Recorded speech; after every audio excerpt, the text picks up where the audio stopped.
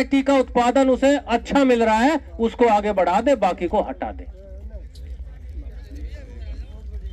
इसलिए निवेदन है कि अब की बार प्रजाति के विकल्प के रूप में थोड़ी अन्य प्रजातियां जरूर लगाओ।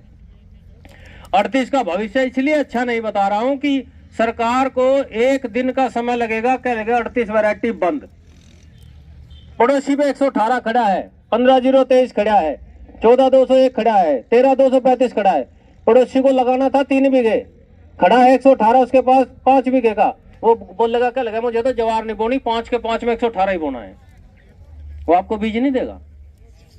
और यदि आपके पास विकल्प के रूप में बीज वहां पर उपलब्ध है तो आप अगली बार यदि आपका मन कर रहा है कि 38 हमें खत्म करके 118 लगाना है तो या अन्य वैरायटी लगानी है तो आप उसको लगा सकते हैं। इसलिए निवेदन कर रहे हैं कि हर एक किसान के पास अन्य वैरायटी जरूर हो। और मैं प्रजातियों को इतने विकल्प चुनने के लिए क्यों कह रहा हूं, मैं इसलिए कह रहा हूं इतने विकल्प चुनने के लिए भी, इसी 0238 वैरायटी ने 120 क्विंटल बीघे का भी उत्पादन किसान को दिया है। इसी 0238 वैरायटी ने 40 क्विंटल बीघे का भी उत्पादन किसान को दिया है और उसी क्षेत्र में दिया है। और सबसे अच्छे उदाहरण यदि आप जानना चाहते हैं, आप खुद एनालिसिस करो, खुद अध्ययन करो।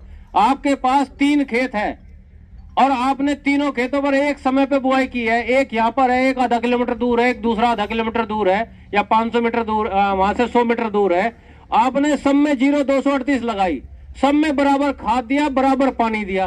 क्या तीनों खेतों का उत्पादन बिल्कुल बराबर आता है? कोई 60 का निकलता है, कोई 70 का निकलता है, कोई 50 का ही निकलता है। खेत हमारे ही हैं, तीनों ही खेत है, लागत बराबर दी है। कहां से अंतर आया है?